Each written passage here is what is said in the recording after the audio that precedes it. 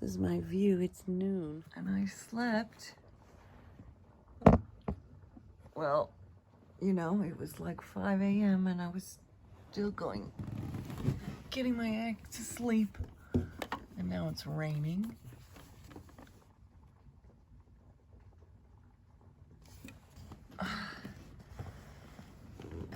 And Judy Jetson's car is back to having leaking on top, I believe, because... Oh, and it's brown. Why is it brown? See, I had put those bungee cords on top of her because she leaks, because she's old. And then the bungee cords got sun bleached and they lost their elasticity, and now there's a puddle forming again. But luckily that puddle is not inside my car. So I'm still lying down. Laying down. I just really wanted to talk about incompatibility. It's not personal. And it sounds like the most ridiculous thing, because it sounds like, well, being incompatible or being compatible with somebody, it's like the most personal thing of all, because it has to do with your personality. It has to do with who you are as a person. Let me try to set this down.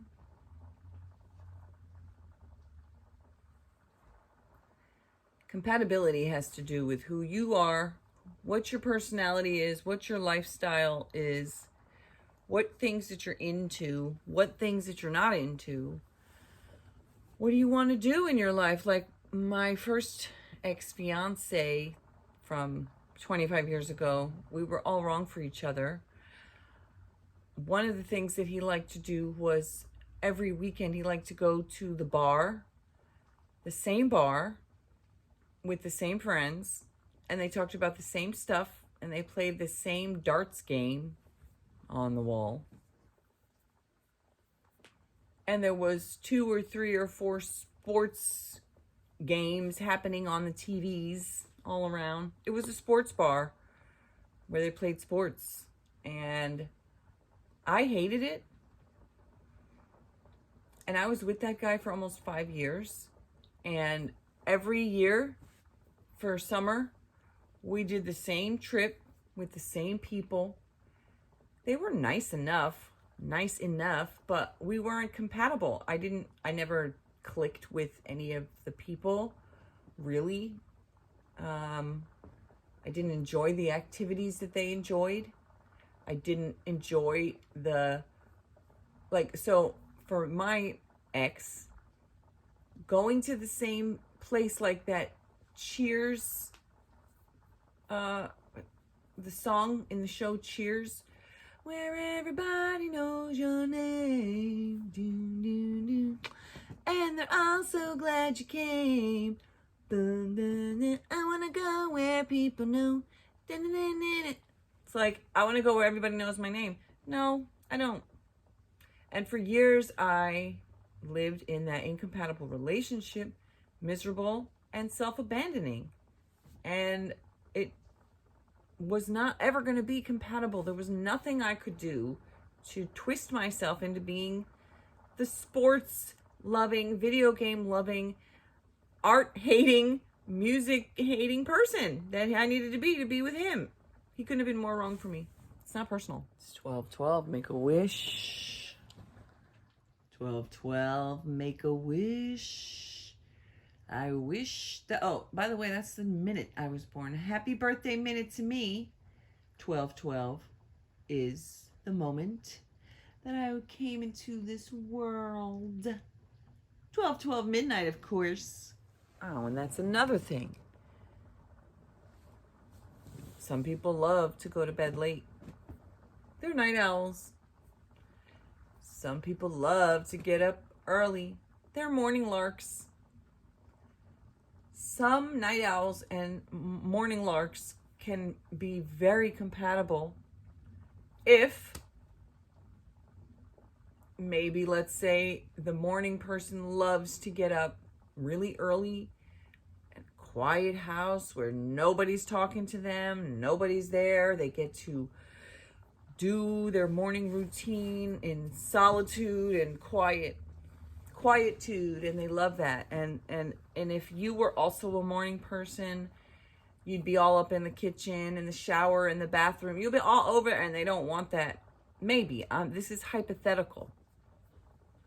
And maybe that night owl, like me, loves the fact that everybody else is asleep, including you, which, I don't have a partner. I'm just saying a hypothetical situation.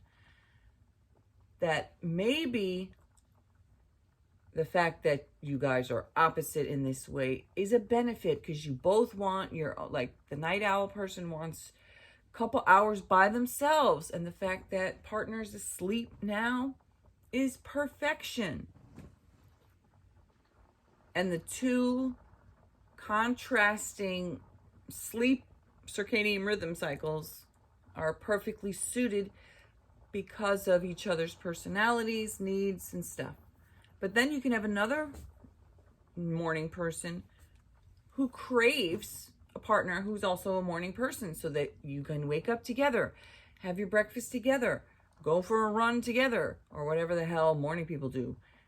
And maybe there's a night person who doesn't want somebody who's always waking up early and expecting you're going to get up. Maybe this incompatible one is like the person who wakes up early thinks that it's a morally high standing of them because they wake up early, and they put the person down who stays up late. Because some people do that. Some people actually believe that you're a better person because you wake up early versus somebody who stays up late. It's either way, the person is doing something, and there's really no reason to judge somebody who stays up late versus somebody who gets up early. I mean, people who get up early, they have no fucking hang. They fall asleep really early. Maybe, if let's say you were a night person and your purpose for hanging out late at night is not quiet solitude where you get to work on things quietly by yourself like I like to do, but you're a night person who's a partier and you want to be out and about and socializing and hanging out late. And then you've got this early morning person who's 9 o'clock, bedtime. And then it's 5 o'clock, time to wake up. And you're you are so off kilter. For example, I did go to college a little bit. And so I always took French in school. And my mom's first language is French, so it always made sense to me to take French. And then I got to college and I wanted to continue French. And for 3 semesters or however long, I didn't go for super long, but each time I tried to get a French class that was compatible with my schedule, which meant I had to go to school at night because I was also working full time, they had no nighttime French classes. For whatever reason, all the French classes were always just in the day, but there were a lot of Spanish classes that were late at night. I don't know why that was. Maybe the Spanish teacher was like, I can work late. And the French teacher was like, fuck that. I guess that was more of a German accent. No. Elle dormi. Okay, whatever it is. It was not compatible. And I ended up having to take Spanish, which I love and I don't mind. I'm happy I'm still on and off learning Spanish right now. But the point is that I wanted to take French, but I couldn't. It wasn't compatible with my schedule. So I had to pick something else. And for me to take it personal, that for whatever reason, the schedule didn't line up, would be what people do when someone's not compatible with you. And instead of just accepting it and acknowledging it and having the humility to say, other people get to say no to me, other people get to decide what's right for them, other people get to discern what life they want, other people get to choose what's compatible with them.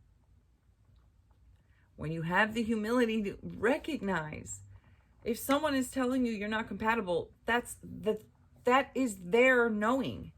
You can't know what other people know from inside themselves unless they tell you. And if you don't believe them, you're not really openly loving them and communicating and receiving them, because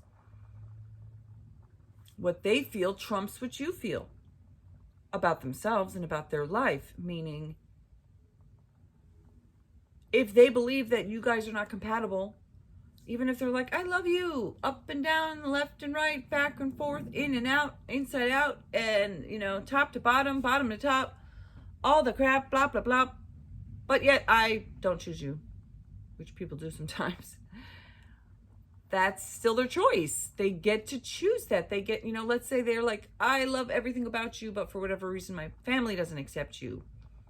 And I think that they're wrong, but I love my family, and I'm not willing to break off with my family to be with you. And being with you, lovely, wonderful person, also means having to break it off with my family.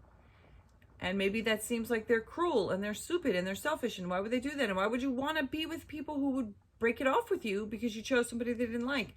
All of those things are true and valid and all that stuff. But yet a person may still say and feel, I still don't want to break it off with my family. Maybe they're controlling and they're narcissistic and they have problems, but I don't want to break it off with them. So therefore I have to break it off with you. And you might not agree with that, but if they've decided that that's what they want, then they're not compatible with you.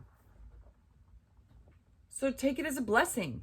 Take it as a dodged bullet, that you don't have to spend your life with somebody whose family fucking hates you so much that they would literally cut that person off, and probably any children you have will be cut off. If you're given the chance to not do that because the person doesn't agree to it and they walk away and you have no other option, it sucks and it hurts, but actually it's a blessing, because now you have the option, you have the ability, you have the chance to meet somebody whose family loves you. And then you can have a much better life overall for yourself, for your children, or if you don't have children, just imagine, even your friends, like hanging out for events is going to just be a lot happier and easier when your partner's family doesn't despise you. So, of course, there's people who are married to somebody whose spouse's family does despise you, but they were like, fuck them, I don't care, I choose you. That's what my dad did when he married my mom, and his mother said some racist shit, and he was like, peace, fuck out. Love ya. You raised me right. Sort of. At least raised him right in the way that, you know, not to be racist. And then it was like, this surprise card. Whoop. Oh, I meant you can have friends who are black, but I didn't mean go marry one. And so my dad was like, oh, bet. Fuck off. And I didn't know my grandma. I met my grandma like 3 times. And the 3rd time was like on her deathbed, because my dad cut her off. He was like, that's how you feel? Well, fuck you then. He never, like, I never knew her. My sister never knew her. I mean, we knew her a little tiny bit briefly, but he married my mom when I was 3.5. So that was it. Because he decided, he said, I'm not going to be sleeping next to my mother every night. I'm going to be sleeping next to my wife, this woman that I love and adore. So you don't want to be part of our lives? Fuck off. And that was the life that we had, and I'm glad that they did decide to be together. The point is that they both decided, I'm doing this. So it doesn't matter. Where on the other scenario that I just said, the person whose family hated the loved one was like, I cannot choose you over my family. I love you, but this is not the life I want. And that person has the right to do that as well. And it feels deeply personal because you're all intertwined with your heartstrings, and it's your life. It could be, if it's an established relationship with someone that you've already been with for years, you could have every aspect of your life and your friendships and even your financials, and so many things can be entangled and intertwined up with someone. Like my first ex-fiance, we lived together for 3 years. All my finances were tangled up with him. Our families were not friends. And my friends were not friends with his friends. But at the time, I felt like, oh my God, like his grandmas love me, and my brother loves him. And I probably don't give a fuck now. I mean, yeah, he was hurt at the time, but I was like, I'm not compatible with that guy. Like, I loved him like a brother, kind of, you know? Like, I don't want to be his wife. I don't want to live the rest of my life with somebody that I don't love in that way. It hurt. It was selfish. It was selfish of me because I didn't communicate how I felt, honestly, sooner. But it wasn't selfish of me to decide, you know what, actually I am going to break this engagement off and leave the you and move out of the house that we bought together a few months ago, which I ended up fucking taking probably like $15,000 of debt on because of guilt. I felt guilty that I didn't love the guy and I was leaving him. And so I fucking took a financial hit that took me 15 years. Like, I made the worst decision ever out of guilt. And he did real well financially on that house that I walked away from after putting half of the money into my own money. And I did all the work. I literally did 3 months of work that it takes to buy a house. I'm the one who did all that work because he had a job where he couldn't even be on the phone. And I had a desk job. So but I was so guilty that I walked away. And the point is that whatever, I would have been miserable in that relationship. I would have, I realized luckily before we got married that if I had married him, we would absolutely have divorced because I was with him for all the wrong reasons. And we were not actually compatible. And a lot of times people are with you or people are with someone not because you're truly compatible and you have a happy, lovely life together, but because they're lonely and they don't want to be alone. Because they want somebody to have sex with. They want somebody to have breakfast with. They want somebody to go to the game with. They want somebody to, whatever the fuck it is that you guys do together, they want somebody there to do it with, even though you're not really the one. There are people who will be in relationships with someone for 10 years waiting to meet somebody better. And there you are hanging on for 10, 12 years like, when are you going to fucking propose to me? And then they break up with you and 6 months later they're married to fucking Sally. And Sally's pregnant. And you're like, what the fuck? I waited for a dozen years. And 6 months later you're married and pregnant? Yeah, because Sally was compatible. I don't know what it was. It was just my instinct. Like my wrong SP said, fuck you. Well, I'm saying fuck you to him. Fuck you, wrong SP. When he said, I don't know what it is. It's just my instinct just tells me. That was like, and yet I somehow didn't take it to heart. Like, you stabbed me in the heart with the painful revelation that your instinct tells you I'm not the one for you. But it didn't sink in until I was fully ready to actually be like, oh, true love is compatible. True love is mutual. True love is a mutually desired relationship that both people feed into and invest in and make effort on and are consistent. And they both want it. And they both show up. They both choose it. It is so difficult in general for relationships to go well, to be happy, to be healthy, to have longevity, to actually last. That's difficult. And when two people are truly compatible and they choose each other and they commit to each other and they've decided and agreed to live a life together, it's fucking hard. It is hard as balls on the wall. It's hard, okay? And it's absolutely impossible if either person hasn't also agreed and chosen this. It's impossible to have a sports team where somebody on that team isn't really on the team. They're not on the team. They didn't choose the team. They don't show up to practice. They don't put on the uniform. They don't show up to the games. They're not there. And you're losing because you have basically a ghost player. Like, your starter, your captain is somebody who's not on the field because you've decided that this person who doesn't even want to fucking be there is the one. It's kind of ironic that I'm using a sports analogy when I don't like sports at all, but that's my point.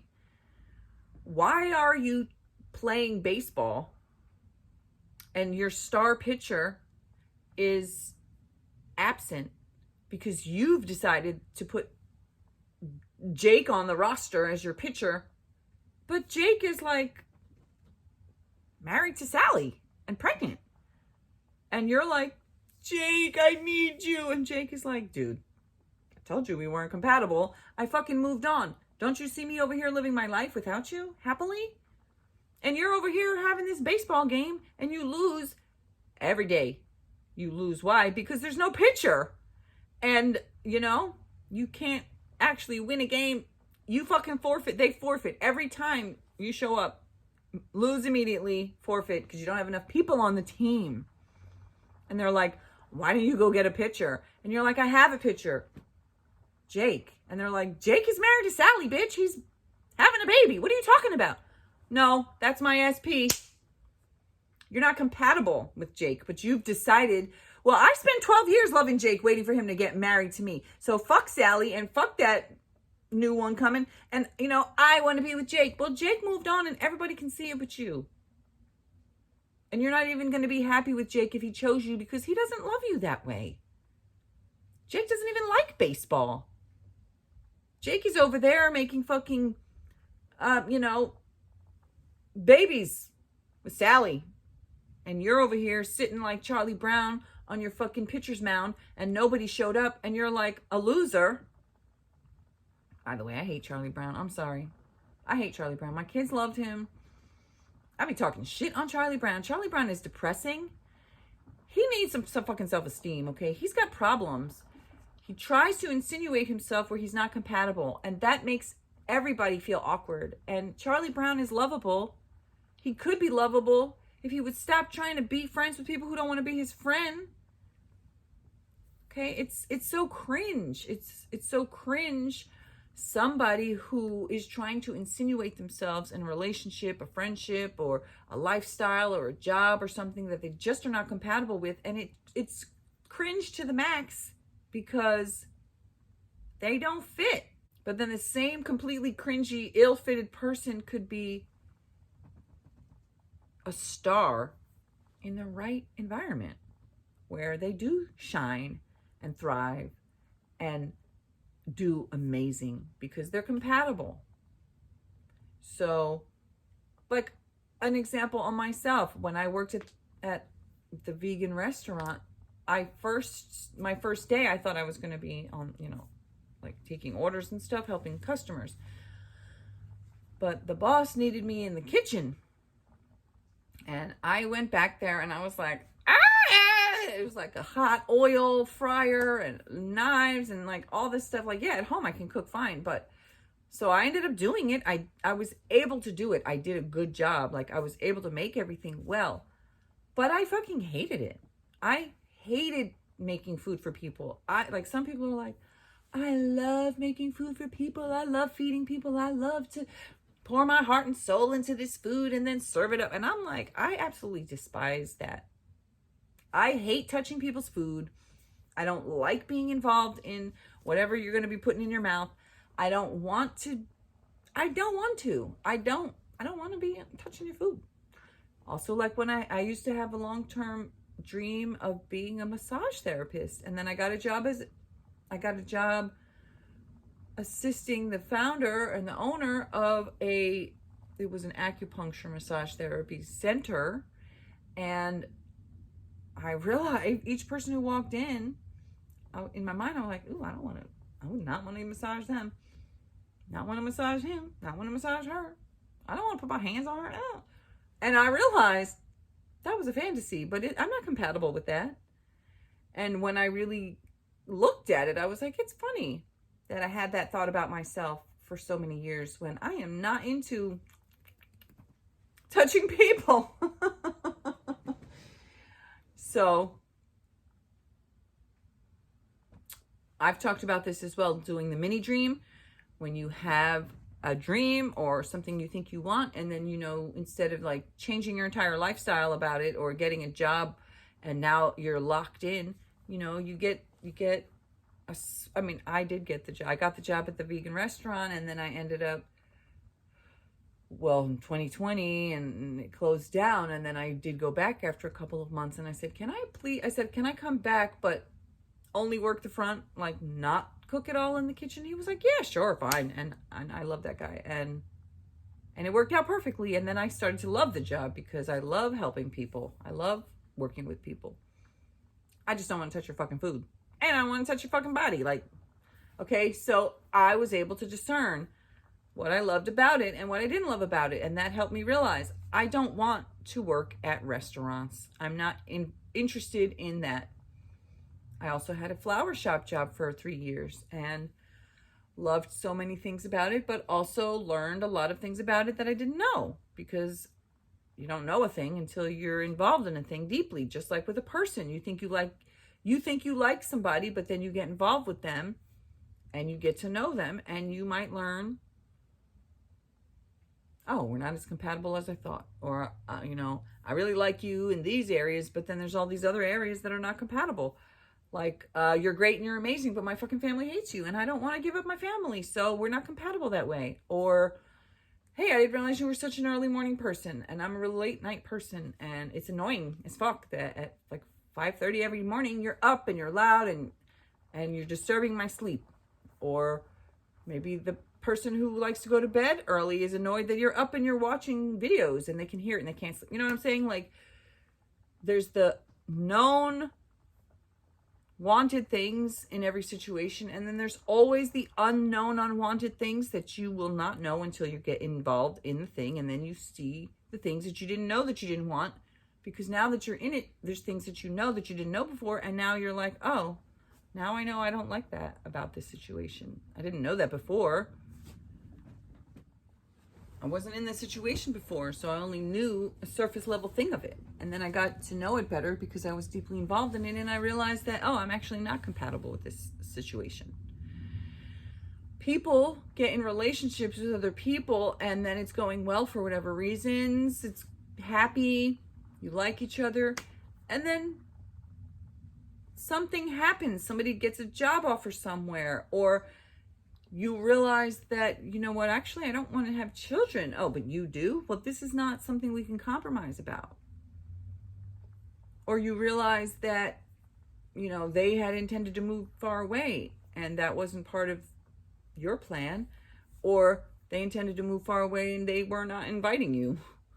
Whatever, there's a million reasons why people get together, and then one of them decides, nah, this ain't for me. And then the one who's stuck behind, this is all for you. You sad little stuck behind one who got left. Move on too. Don't be a sad little hand. Be like, no, you left, but you're still perfect for me. How are they perfect for you? They left. They chose not to be with you. They decided that the life that they had with you was not the life that they wanted. The effort that needed to go into making this work was not effort that they were willing to effort. And so they left. Or whatever. They speak Portuguese and you speak English and you can't fucking communicate. And they're the most gorgeous, sexiest person you've ever met, and they make the best art or whatever it is. You would love to be with this person. But you can't even get past, hey, how are you? How was your day? Is it raining outside? I don't know what the fuck you just said, dude. How can you have a relationship like that? Mike Dooley, he's an amazing teacher. He met somebody, and I don't know if she was Venezuelan or whatever, but they didn't speak the same language. He was so enamored by her, and he was also in his 50s, and I think he already had kids or whatever, and she was enamored by him. And they were like, shit, I don't know what the fuck you're saying, but it is worth it to me to learn. And they're married, and they've been married for like years and years and years, I believe. And obviously they speak the same language. And in that case, for those two, it was completely compatible that they had to learn each other's languages to be able to be together. And they both wanted it. And so therefore it worked because both of them were willing. Both of them chose it. Both of them signed up for this team of, I'm going to be in this relationship with you and we're going to do the do. And it works. Anything, no matter how crazy it seems, no matter how far apart you are, no matter how challenging it is, any two people who both decided this relationship is for me, and I am not going to let anything, any obstacle, any opposition, any time, distance, any money, any opposing views stand between us or come in the way of us and our love. And when those two people make that pact, that commitment, guess what? Nothing and no one will come between them because they've decided together. And just as true, it doesn't matter if you live on the same street, in the same home. It doesn't matter if every single aspect of your lives is truly compatible, like from the outside view or from your perspective, your subjective perspective. It could seem like the most obvious right match. It could seem like the best, most perfect life that you've ever had. You could love the way this person smells, the color of their eyes, the shape of their butt, like everything, the little butt hairs, the little mole on their neck. You might be like, I love them. Okay? But it doesn't matter, because if they don't also choose you back, something as minor as, oh, you offered me a piece of gum. Okay, I'm going to leave my girlfriend for you. The light changed. Bye. You know what I'm saying? Like, there you are. You're planning your life with this person. You guys live together. You have your dream home. You got your dream job, and you're planning your wedding. And then they come home and they're like, hey, I got offered a job in Chicago. Or I got offered a job in Zimbabwe. You're like, what? I don't want to move to Zimbabwe. Well, actually, I didn't invite you. I took the job and I'm going. Bye. And you're just like, I don't get it. Or like, they just don't, they're not moving to Zimbabwe. They're just moving out. They're just moving out. And in fact, they're going to live a block away. You're going to see them at the supermarket. You're going to see them when you're out and about. You're going to see them on your way to yoga. Maybe they still work at your same job. They moved out, but you see that motherfucker every day. Maybe you're in business together. Maybe you've got kids together. Maybe now you've got a million financial things tied together. Now the fact that they've chose to leave you is the most inconvenient shit. It's going to be expensive. It's time consuming. It's emotionally destroying. You know, they are literally taking a lovely situation where it's so easy. Just stay together. Everything about our lives is good and happy and compatible. And I like it. And they over here are saying, you know what? Actually, I'm going to blow this shit up. I am going to blow your life apart. Your house, gotta move. Your job, gotta get a new one. Your business, start over. Your kids' relationship with you, completely gonna be different now. Everything. Vacations, money, friends, everything's different. Because this person decided it's not right for me and I'm leaving. And you're over here like, what the fuck? You fucked up my life. You destroyed my life. You ripped my life apart. But guess what? They get the right to do that because they get to choose what's right for them. And if you're not compatible, a lot of people believe, well, if we're not compatible, then you need to make sacrifices, right? You need to give up this thing I don't like because it's not compatible with me. How many people try to force their partner to be compatible with them because they're not, and you try to change them. You're trying to make them who you want them to be. You're trying to force them to be the person that you want them to be in your life, but they're not compatible with that. And you're over here thinking that you can just puppet master control them. And they had the guts and the courage to leave you and to tell you, no, I'm not going to let you do that to me. I'm not going to let you control me. I'm not going to let you choose for me what I don't want to choose for me. I'm not going to let you force me into a lifestyle that I don't want to have. Or maybe I chose this and I signed up with you, and I married you, and I got you pregnant, and I had the kids with you, or I had the kids, and I built the business with you, and I did the whole shebang, but I've changed my mind. I've realized that this isn't really what I want. It's not right for me, and it's inconvenient, it's painful, and it's destructive, but at the same time, ultimately, I don't want to live a life where I'm not happy, and I'd rather do this destruction and deal with the pain and the grief and the frustration and the financial hit and all that stuff, and eventually have a chance to be happy versus just staying here because it's convenient for you. And I have to go, and I'm sorry, and it hurts, and it feels personal, but ultimately it's going to be better for you. You, who's the one who's left behind, you feel pain, you're angry, you're in grief, and you don't think it's better for you. And you might feel like, I'm never going to think this is better. But one day, hopefully, you'll find the love inside of yourself to realize you deserve somebody who wants to be with you. And even more so, if you truly love that person who left you, and you love them so much that you feel like, I want to be with you, love them even a little bit more than that, and say, I love you so much that I want you to be happy.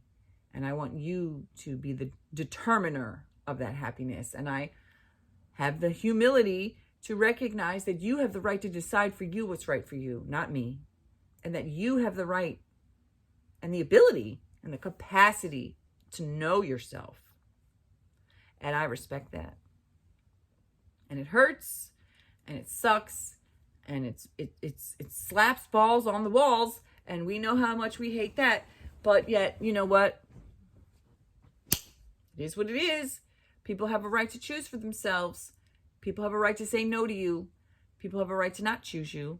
And when you have self-love, you accept that, and you have humility. And when you have love for others, you accept that, and you have humility. And when you truly, genuinely love a person, you want what's best for them, which is what they've decided is best for them. And if they've decided that it's best for them to not be with you, then that's what you want, because that's what people who love people do. They want people that they love to want to be happy. You want somebody you love to be happy. And if being happy includes not being with you, and you truly love them, not from a completely selfish place like give me what I want or fuck you. If you truly love them from the perspective of I want you to be happy, then you accept it and you move on like a mature person who has emotional intelligence and who's emotionally developed enough to say, I wanted that, but I didn't get it, and so I'm going to move on. That's what healthy people do. Hey, I had that job and I love that job. I didn't want to not have that job, but now I don't have that job and it sucks, but I got to go get another job. You could camp out on the old job stoop every day trying to convince them, but they're probably going to call the cops and get a restraining order because take a hint, take a no, take a loss, take the L, take the bus, get the fuck out. Get on the bus, Gus. Okay?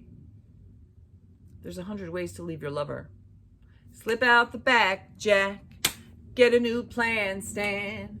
Get on the bus, Gus. And accept that somebody said no to you. Okay. Slip out the back, Jack. And set yourself free. Like Jake did. Jake went and married Sally. He's having a baby. He's happy. You're not. But you can find compatibility too if you reach deep inside yourself for true. Okay, it's 12:48. Oh my God, it's like noon. So I'm gonna try this different way of doing videos. I often always record lots and lots of clips. Then I spend like hours editing them, and then sometimes I load them up right away. Sometimes it's like a month later. So now that I work full-time Monday through Friday, I don't have time to make videos like I did before. So I'm going to try this and hopefully you'll like it. And I would love it if people would start commenting. Nobody hardly ever comments, but if you have something to say, say it. I'd love to hear from you. Unless it's some mean shit, I'm going to delete it. Mean ass comments are not compatible on my page. So, like I've mentioned before, I am still available for a few clients. Insight coach. As an insight coach, I will speak to you and listen to you for a little bit, and then I will cut you off. No, I'm not going to cut you off. I'll cut you off and I'll say, hey, this is the stuff that I'm getting out of what you're saying. This is what you're putting down. This is what I'm getting at. I'm like a mirror that reflects back to you all the shit that you're spewing, and then gives you some insight like, hey, look at this reflection, crystal clear. And you're like, oh, yeah. And then you can learn and discern for yourself. What's the next best step for you? What's your compatible life? And this maybe should be the next video, which is to talk all about once you recognize that you're not compatible with this person, and compatibility is everything, and compatibility is not personal, then you can start to focus on what you really need to know, which is, what are you compatible with? What lifestyle is right for you? What type of partnership do you really want? What kind of person would fit well in your life as you live it, instead of what person you have to bend and twist and pretzel and backflip and somersault and twist inside out and move across the world and all this shit just to make it right. Once you start to accept that the most important thing in a relationship that's healthy and loving and has longevity and is sustainable is compatibility. Compatibility is always mutual. You cannot be compatible with somebody who's not compatible with you, because just the fact that they're not compatible with you automatically makes them not compatible. Compatibility is a two-person thing, just like my definition of in love. You cannot be in love with somebody by yourself, because the loveness requires two people to actively be engaged. This is my definition of it. So if the definition of in loveness means it requires two actively engaged, invested partners, if one of those, if the one person is feeling like they're in love, but that other person is not there, then that's obsession. Maybe it's admiration. Maybe it's a crush. Maybe it's respect. Maybe you just like them. Maybe it's the hope of something. But at a certain point of time that goes by, if they have not reciprocated this crush, and you continue and you're telling yourself things like, I'm in love with them, I'm so in love with them, but you're doing it by yourself, you're not in love, you're in obsession. You're in a fixated mind state. You're in a faulty, junky belief system. You're trapped in a fantasy. You're Delulu. Okay, and I love Sammy Ingram. And I love her robotic affirmations. But then there's also a point where a lot of the stuff she says, I don't believe in that shit. I don't agree with it at all. So the point is, like, I can get from her what I like, and the shit that she says that I'm just like, that is, yes, it does matter that he blocked you. Yes, it does matter that she said no to you. When somebody says no, that matters. It's like, it matters literally to the law. No is a legal right. People have a right to say no to you. And if they say no to you and you try to cross that, then you are committing a crime. That's why I said rape mentality. People have a right to say no to you by law, hunty. It's not a joke. It's not iffy. It's not something you can waffle about or vacillate or oscillate. It's hardcore. No is the law, bitch.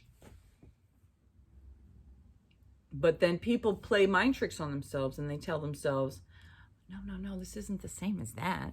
I'm in love with them. I care about them. I only want good things for them. You only want good things for them, then back the fuck off and leave them alone. And if you haven't called them and you don't show up at their house and you're not emailing or texting and you're like, I am zero contact, I am leaving them alone, but you're fantasizing about them, you masturbate to them, you dream about being with them, you visualize them, you're trying to manifest them, you're writing about them in your notebook, you make hundreds of videos talking about them like I did, and they are not investing. You are obsessed in a fantasy like I was. And I believe deeply in a lot of those manifestation coaches, like, just attach and just, it'll come to you. If you believe in it, well, fuck, I believed in it. I believed in it so hard that I was causing my own fucking trauma. I believed in something that I shouldn't have believed in, and that caused me trauma.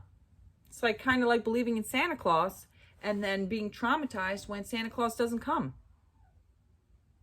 But then it's like every day is Christmas. So like Sade says, every day is Christmas and every night is New Year's Eve.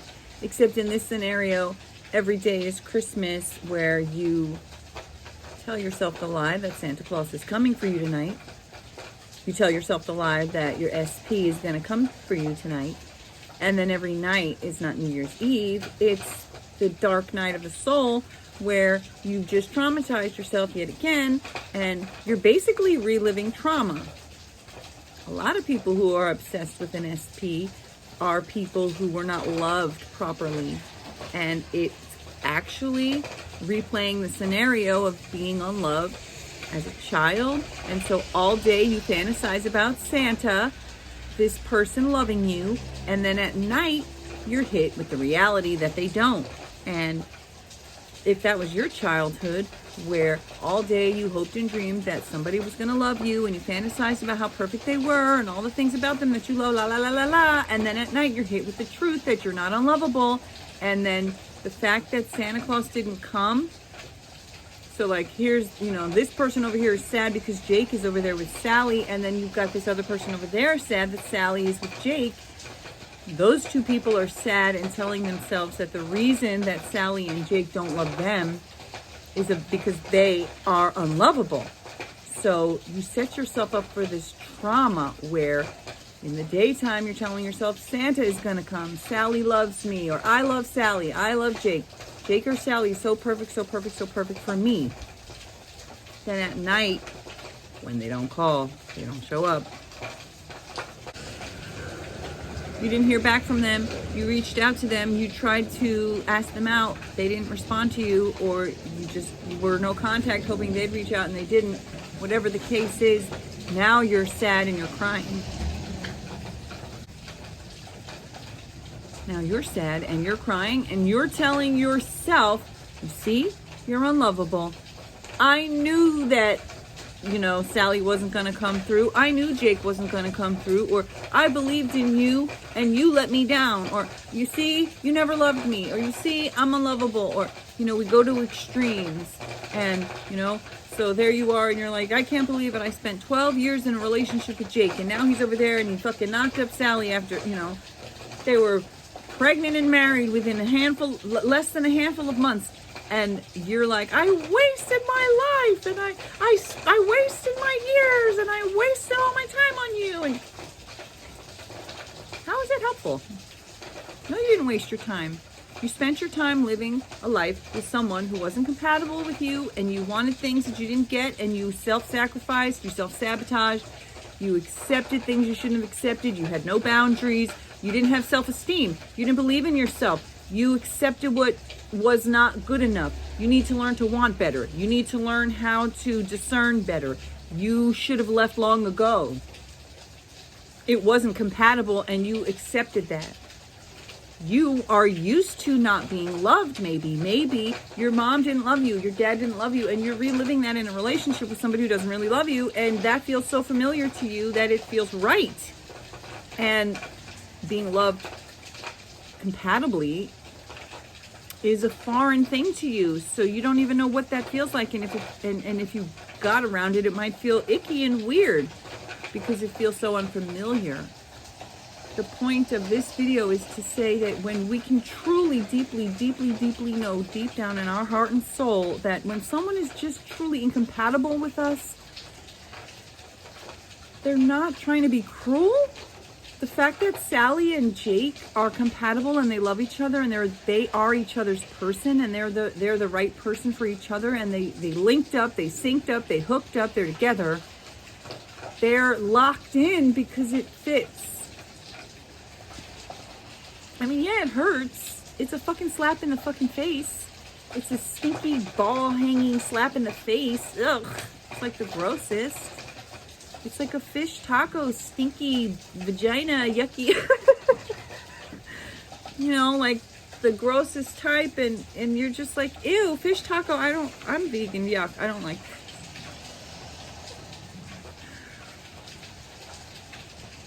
But then somehow, you know, we come away from the situation where someone who we wanted to be with has determined that they don't want to be with us. And then we turn them into some type of Santa Claus or, you know, Mrs. Claus. And all day long, we fantasize about how happy we're going to be when we get this thing. And then at night, we don't get it. And then we use that to beat ourselves up with emotionally. Then when that incompatible thing doesn't come through for us, we tell ourselves that it's because of our lack. We tell ourselves, it's because I'm not lovable that Jake chose Sally. It's because It's because Sally is prettier than me, because Sally's thighs are cellulite free, and that's why Jake loves her. It's because Sally doesn't have that little bloopy thing on her stomach like I do. That's why. Maybe my wrong SP guy who like just instinctually knew that we weren't compatible, he was tapped into the truth. Like, the truth is that one time I said to him, I said something about energy, and he was like, energy? And I was like, yeah, you know, like people, I said, we are vibrational beings, we're energy beings. And he was just like, no. It was just like absolute blank. I was like, I don't know what you mean.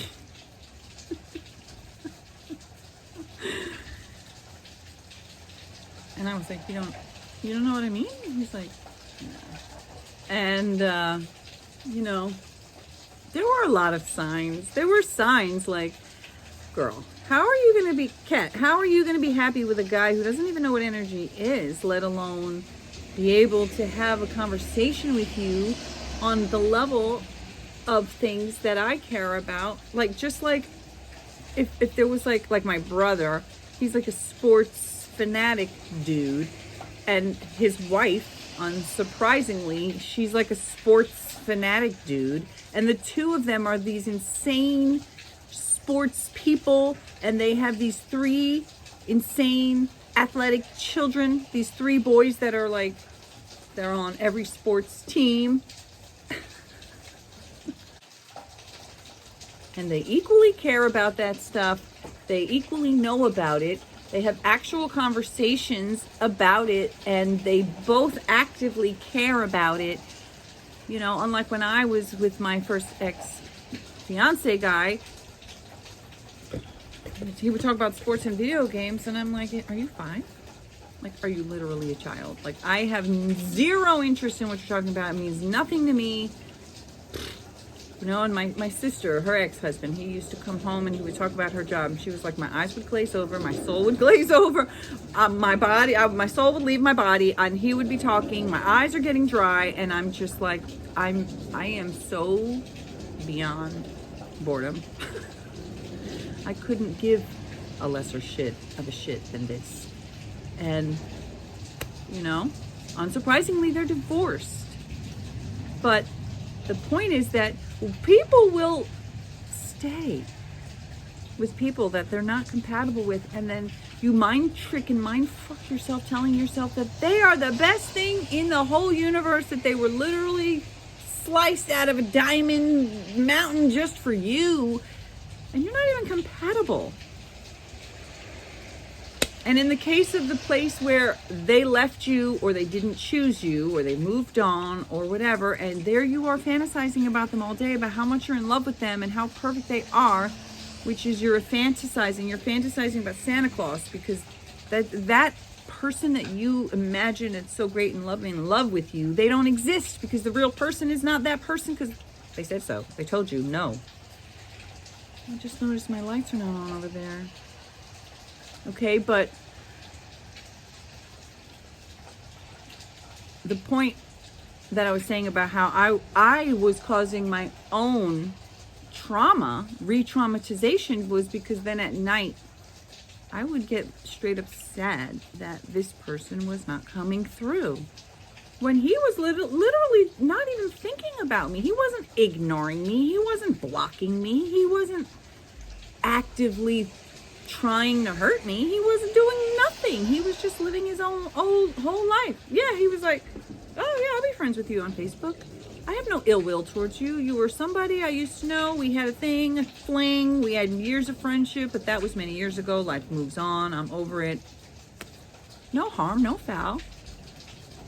And then in my life, I'm like crying because Santa Claus didn't show up. But Santa Claus is a fantasy, honey. I'm here to tell you, Santa Claus is not real. It's not real. And my version of be delulu, be delusional. Be delusional not about the fact that this specific person is going to come through to you, but be delusional about the fact that you're going to find a way to be happy somehow.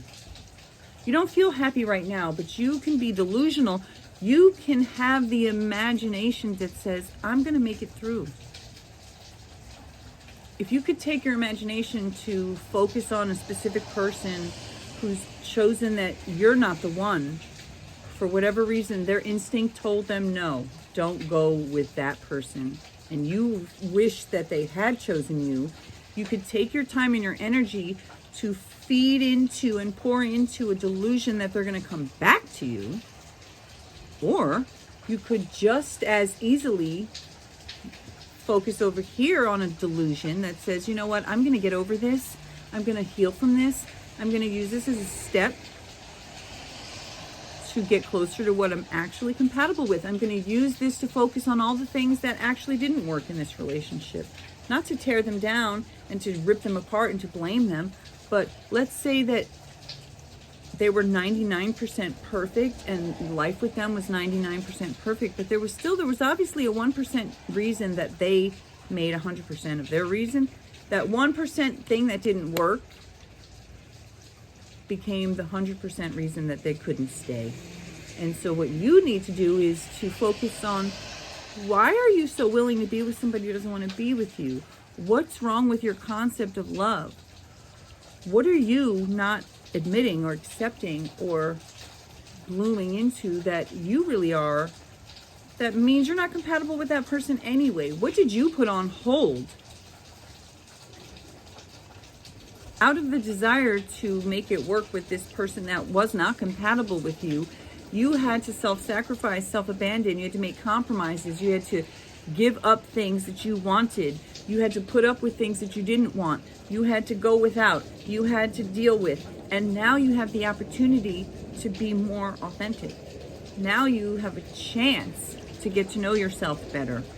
Now you have the opportunity to get to know you and get to know what would actually make you happy.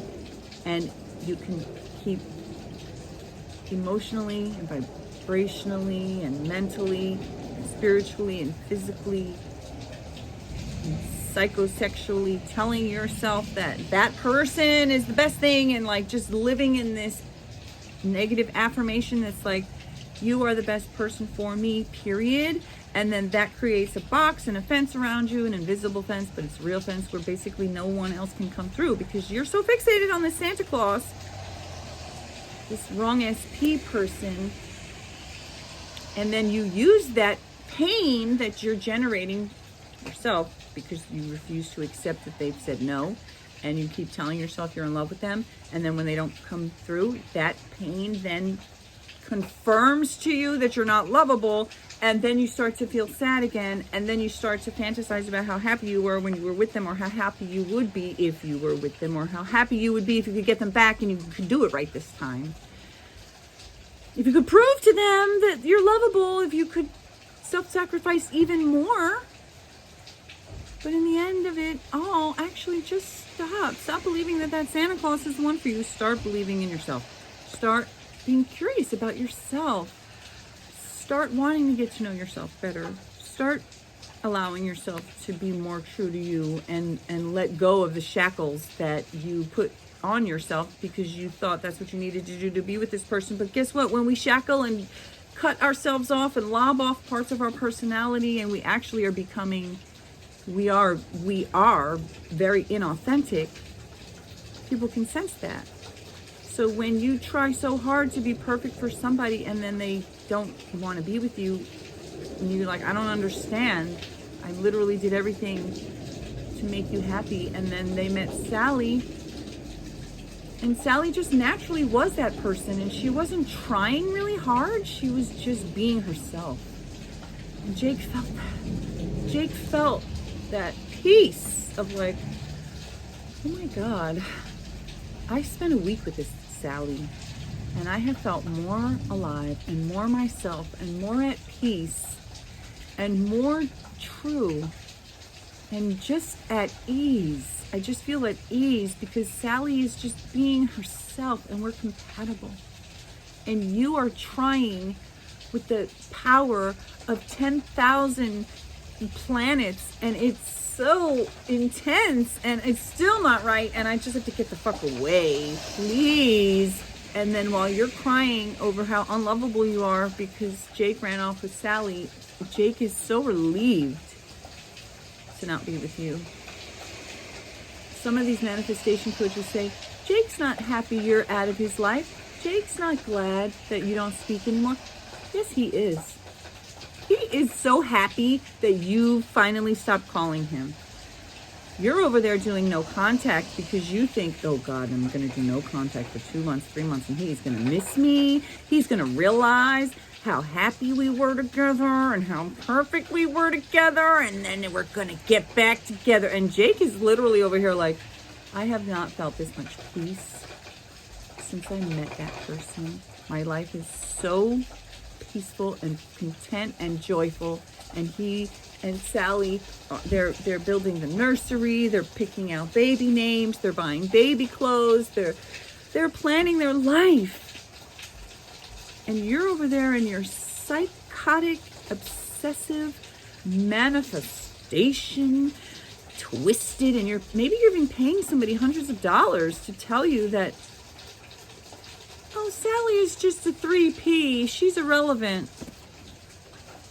No, Sally is meant for Jake, and Jake is meant for Sally, and you are meant to heal your psycho self.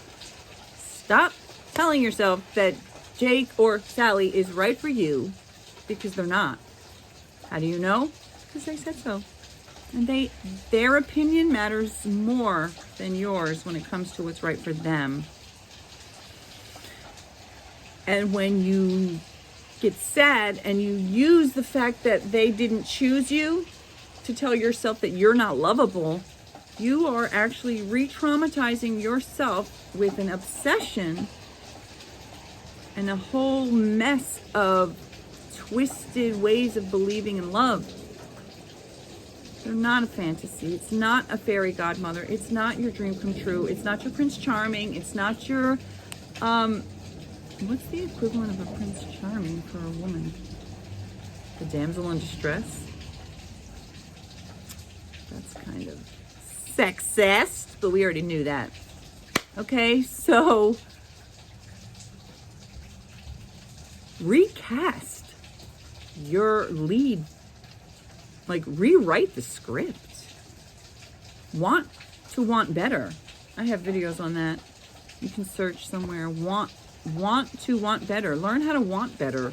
Learn how to elevate and up level your imagination about what love is. Love is not perfect if it means that the guy who left you because he didn't want to be with you, and he went off and he married somebody else, and now he's starting a family with her, why is the best case scenario out of 8 billion people on this planet, why would the best case scenario to be that he now breaks up his new marriage and his new family and destroys those people's lives just to come back and be with you, who he didn't even want to be with in the first place? That's the best you can muster? You need to go take a creative writing course or something, because you need to figure out how to write a better story. Write better characters. You ever watched a show or a movie where the lead character who you're supposed to identify with was just so unlikable that you were just like, I'm not rooting for you. I don't want you to get the man. I don't want you to get the job. I don't want you to get the house. You suck. I'm not on your side. Well, sometimes you are that person. Sometimes you're the star of the show, because you are in your own life, but you fucking suck. You're selfish, you're immature, you're needy, you're clingy, you're vindictive, you're petty. Not in a good way.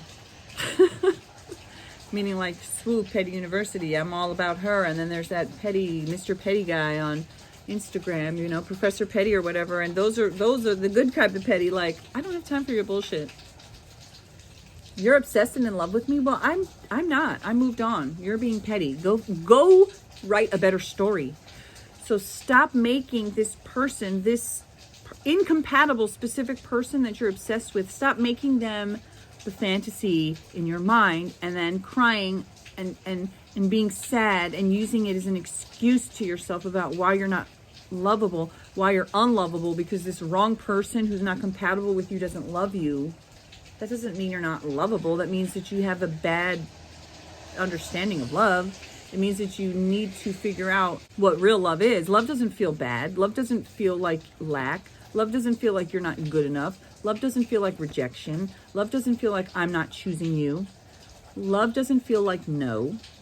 Yes doesn't sound like no. Open doors don't feel like solid walls. Open windows don't look like blank brick walls. Paths that lead to a viable lifestyle that's sustainable don't just stop and drop at the death drop cliff. You're walking along a path, you're like, I'm on this path, I'm so happy, this is my life path, and then suddenly there's a 6,000 foot drop. Why are you still going? Why do you walk off the cliff? Now you're falling down and you're crying and you're like hitting all the rocks like, blah, blah, blah, I'm so unlovable. Because you're going the wrong way, you stupid idiot. You kind of are unlovable because you continue going down this obviously wrong path, and like everybody can see it but you. So this is a wake-up call. This is a slap in the face. This is you just fell off the ravine and you need to climb back up again. But how about not do it for real, like in your physical life? You can emotionally realize, I'm walking off this cliff every night and I'm telling myself that Santa Claus or Superman is going to swoop down and pull me up and rescue me and fly us up to the castle on the top where we're going to be living happily ever after. But your whole entire script is based on a faulty belief system that this person who doesn't love you is somehow going to magically love you. And maybe that stems from your childhood, because your parent was supposed to love you and they didn't. And so you somehow are trying to replay this in your life again and again and again with different people, where you believe that you can make this person who doesn't love you, and that's going to heal that pain. But it won't. And that's not it. And the way to do it is to not make that Santa Claus actually show up, but to realize that love is not a fantasy of a Santa Claus or some kind of like perfect magical being who just magically appears with all the things that you needed and wanted, even though you didn't even write him a note, but he somehow magically knew. No, love is not a fantasy. Love is a real life actual thing. Yes, it has feelings and emotions and vibrations and stuff like that, but it's also a real life true thing. Like, there's a part of me that feels like maybe that specific person that I had those, you know, I was obsessed with, maybe if he had chosen me, we could have been happy, but what? But he didn't. It's like kind of like believing in Santa Claus and then being traumatized when Santa Claus doesn't come. But then it's like every day is Christmas, and every day you think Santa Claus is going to come, and every night you're crying because he didn't come, and you're over here believing in him, but he's married to Sally and having a baby. What is wrong with you? All right. See you in the next one. Hope that was helpful, or at least entertaining. Bye. Okay, I'm out of bed. I'm just working on my video.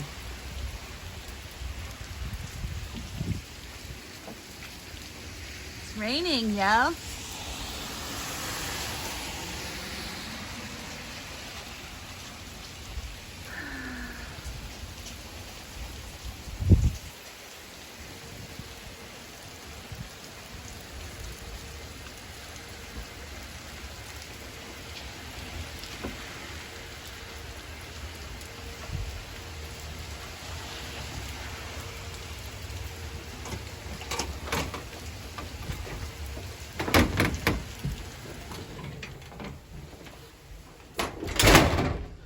Time to go in and edit the video.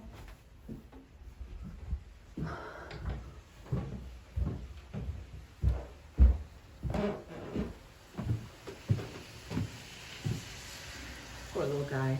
Needs some water.